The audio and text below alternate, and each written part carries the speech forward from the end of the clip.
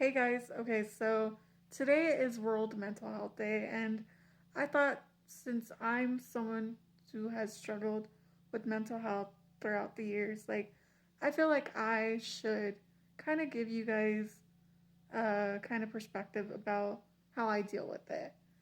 In all honesty, because I really want to do this because I feel like some people in my life, they basically assume that I get over things super quickly or almost make it seem like I don't have a mental breakdown about what I go through or that I go through it so easily or just think that while you've been through so much it's not really a shocker that you go through the mentality of this that of course you feel scared on some things and all that stuff.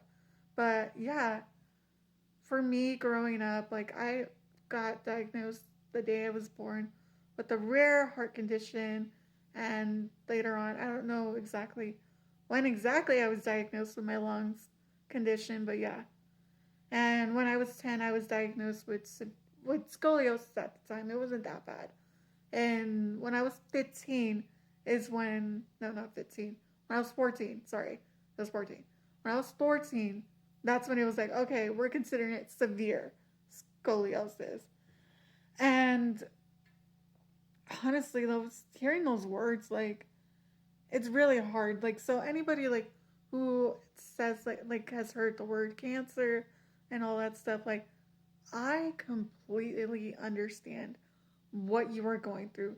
The fear, oh my god, am I gonna die or something like that crosses my mind a lot more than you actually would think or want to believe. Every time something happens, every time I have to get a surgery, I'm literally the first thing I assume is worst case scenario. It is always in my head. As soon as they say, "Oh, we have to do this," I'm literally worst case scenario person. And I don't like that about myself. That is one thing I don't like. But I'm so grateful that I had my family backing me up, my mom, my brothers, at times my dad, my uncles, my aunts, my cousins, but also the friends I've made over the years. Like Brittany, even though she's like a sister to me. Ernie, Ernie's same thing. He's like a brother to me. Literally, those two are like my brothers and sisters from from school. Diamond, I grew up with, so me and her don't even say friends. We literally tell people we're sisters. Even her parents, they'll introduce me as their oldest daughter. That is how much we grew up together. But yeah, anyways, also there's another person who I think also had a hand in my mental health and actually changed my perspective of how I viewed my heart condition. That's Caesar. And honestly, but just everybody, little by little, there's some people that helped me mentally in different ways. And I really appreciate everybody who has because I don't know how I got through all this. I looked and to me too, I don't see me going through all that as an accomplishment like everybody else does. Everyone sees what I've been through medically as an accomplishment. And I really don't see it that way. I see myself as someone who, yeah, has been through a lot, but what can I show for it? What can I show for it? There's nothing I could show for it. And that's why I started writing. I wanted to show people, yeah, I have medical issues. Yes, I go through mental times where I'm not the best person to be around. Or I just go through something that sometimes it really affects me and I need that, people say, I need a hug or I just need somebody to talk to. And I'm so grateful, especially for the past couple weeks. I have not had the best mental state. I'm not gonna that I was not suicidal. I will say that right now. I was not suicidal. Just having a lot mixed emotions about a medical thing, and it just moments that just really bothered me more than most. And but I'm really grateful to my brother who's been standing by my side through this whole thing. Even when there's days he is not doing the best mentally, he still tries to be there for me. So thank you to Mike for that.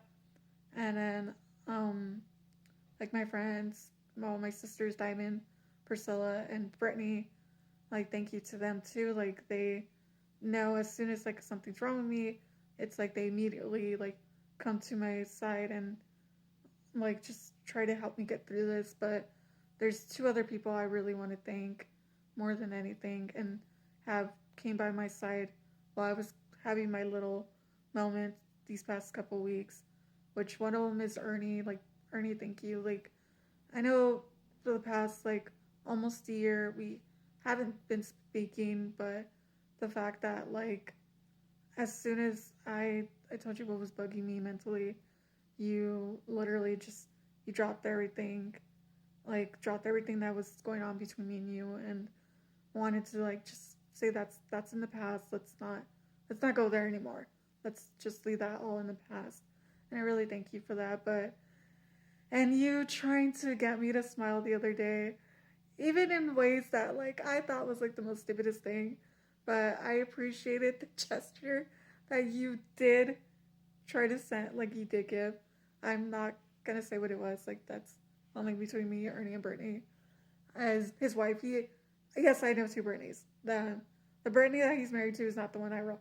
I wrote him my books. So before you people like anyone gets confused, but yeah, also thank you to her too. Like I I was I messaged her first because I didn't know if Ernie was wanting to talk to me or not. So I talked to her first. I told her what was going on, and same thing. Like she was very like helpful. She and all that stuff. So really, thanks Britt to you too. Like means a lot to me.